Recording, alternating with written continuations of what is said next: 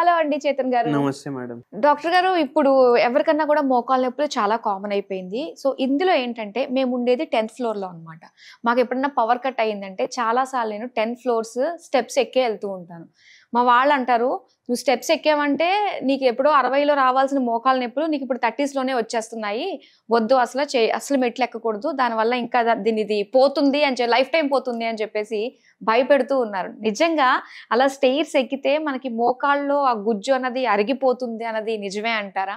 నేను ఒకటి చెప్తా మీకు.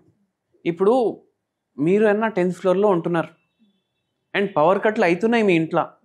కొందరు 15th floor, 20th floor, 30th ఫ్లోర్లో ఉంటారు. మీరు ఒకటి చూసుకోండి, ఒక్క టైంలో ఎట్లుండే అంటే మీకు ఎక్సర్సైజ్ అవ్వట్లేదంటే స్టేర్స్ వాడండి, మీరు అవును, దిగండి ఎక్కండి అనేసి అంటుండే.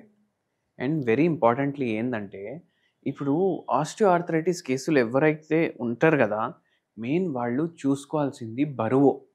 వాళ్ళ బరువు అసలు కరెక్ట్ ఉందా, లేదంటే వాళ్ళ బరువు చాలా ఎక్కువ ఉందా.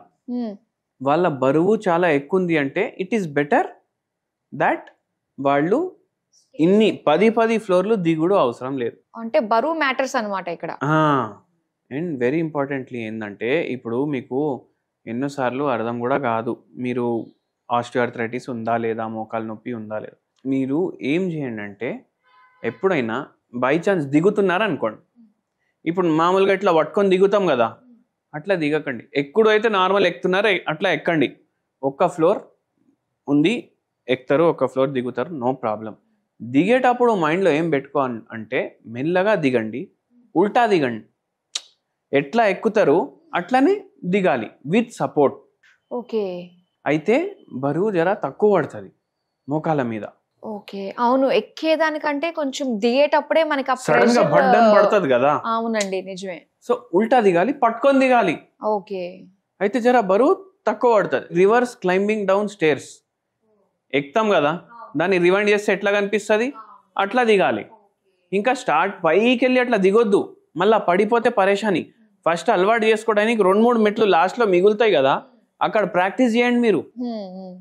అయితే ఇట్లా చాలా ఆస్టియోఆర్థరైటిస్ పేషెంట్, మోకాలు నొప్పులు, మళ్ళీ రుమటాయిడ్ ఆర్థరైటిస్ పేషెంట్లు, ఆల్మోస్ట్ నీ రీప్లేస్మెంట్కి పోయే పేషెంట్లు కూడా వస్తారు మన కాడికి. వాళ్ళకు కూడా చాలా మందికి ఇట్లా అడ్వైజ్ ఇస్తాం. వెరీ ఇంపార్టెంట్, మీకు ఇప్పుడు లేదనుకోండి ఆర్థరైటిస్, మీరు బరువు కరెక్ట్ మెయింటైన్ చేసుకోండి. ఓకే. దానికోసం కూడా మనం హోమియోపతి ట్రీట్మెంట్ ఇస్తాం. బై ఛాన్స్ మీకు బరువు ఎక్కువ ఉంది అంటే దిగాలి, బరువు నార్మల్ ఉందంటే అట్లనే మెయింటైన్ చేసుకోవాలి చచ్చిపోయినప్పుడు వరకు. మళ్ళా ఇప్పుడు ఏం చేయలేని పరిస్థితి ఉంటుంది, మీ బరువు కంట్రోల్లోనే ఉందనుకోండి, మీరు ఎక్కుతున్నారు దిగుతున్నారు 2-3 ఫ్లోర్లు అంటే ఏం కాదు. అది మీరు మైండ్లో పెట్టుకోండి. మళ్ళీ ఇంకోటి ఏం తయారు చేసిండ్రంటే కింద అసలు కూసోవద్దు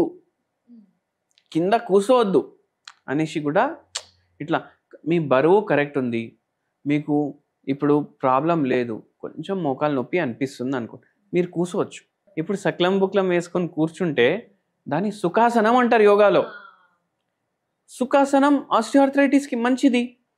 ఓకే. కూరగాయలు కట్ చేసుకోవాలి. ఇప్పుడు కూరగాయలు కట్ చేసుకున్నప్పుడు చాలామంది ఎక్కడ కట్ చేస్తారు, కిచెన్ ప్లాట్ఫామ్ మీదనే కోస్తారు కూరగాయలు. అవును, నిల్చోవడం కన్నా కింద కూర్చొని కోసుకోవడం బెటర్ కదా. కానీ కూర్చోలేని పరిస్థితి కదా, ఎవరు కూర్చోలేని పరిస్థితి అంటే వేరే. చాలా మందికి కిందనే కూర్చోవాలనేసి ఇష్టం ఉంటుంది. కూర్చోలేని పరిస్థితిలో మీరు పైన కూర్చోండి, కానీ మీకు కింద కూర్చోవడం ఇష్టం. మీరు కింద కూర్చుంటే ఈజీగా లేస్తున్నారు, ఈజీగా కూర్చుంటున్నారు. గ్రేడ్ 1 గ్రేడ్ 2 ఆస్టియోఆర్థరైటిస్ ఉంది, అప్పుడే మీరు అవాయిడ్ చేసే అవసరం లేదు. ఓహోహో, ఓకే. అట్లా నిల్చోడానికన్నా కూర్చోవడం బెటర్, అదొకటి. మళ్ళీ ఇంకోటి ఏంటంటే ఇప్పుడు మన సాంప్రదాయం ఎట్లా, మనం కింద కూర్చొని తింటాం. కింద కూర్చొని చిన్న పీట పెట్టుకొని దాని మీద ప్లేట్ పెట్టుకొని తింటాం.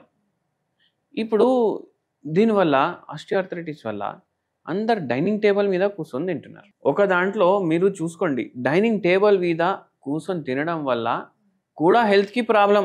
మనకు కింద కూర్చొని తింటే కిందకెళ్ళి లేస్తే, చిన్నప్పటి నుంచి అదే అలవాటు మీరు చేసుకున్నారనుకోండి, చిన్నప్పటి నుంచి మీ మోకాలు మీ బరువులు మోస్తాయి. అవును. మళ్ళీ వెట్రిఫైడ్ టైల్లో వేసుకుంటున్నాం అందరం. అంటే ఈ టైల్స్ వేయడం వల్ల మనం ఏం చేస్తాం, నడుస్తాం కదా ఇంట్లో, మన కాళ్ళకి ఎక్కడెక్కడ ఎంత బరువు పడాలి అంత పడదు, మొత్తం రాంగ్గా బరువు పడుతుంది మన కాళ్ళ మీద వెట్రిఫైడ్ టైల్ ఉండడం వల్ల. ఓకే.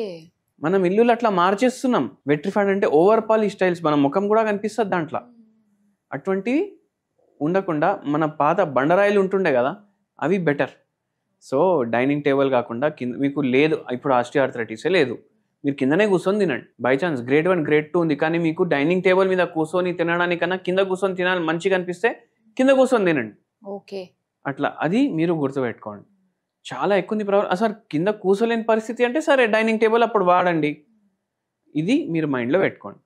అండ్ ఆస్టియోఆర్థరైటిస్కి హోమియోపతిలా చాలా మంచి ట్రీట్మెంట్లు ఉంటాయి. అండ్ హోమియోపతి తోటి మనం ఒక్కొక్కసారి ఎటువంటి పొజిషన్ ఉంటుందంటే, ఇప్పుడు షుగర్ వ్యాధి ఉంది, కంట్రోల్లో లేదు, హార్ట్కి సంబంధించిన పరేషానీలు ఉన్నాయి, వాళ్ళు లీన్ జాయింట్ ఆపరేషన్లు చేయించుకోవద్దు అనుకుంటారు. మళ్ళీ దాని తర్వాత ఏంది, కొందరికి ఆపరేషన్ అంటేనే భయం ఉంటుంది, కొందరు ఆపరేషన్ పోవద్దు అనుకుంటారు. అయితే హోమియోపతి వాళ్ళ కోసం ఆల్వేస్ డోర్ ఓపెన్ అని అనుకోవాలి.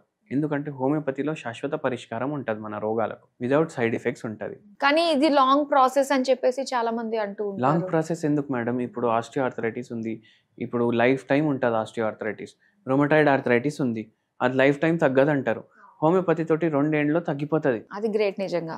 అంటే 20 years, ఇప్పుడు మన లైఫ్ స్పాన్ 20 years, అంటే మన రోగం ఇంకా 20 years ఉండాలి, దాన్ని మనం 2 yearsకి తగ్గిస్తున్నాం కదా.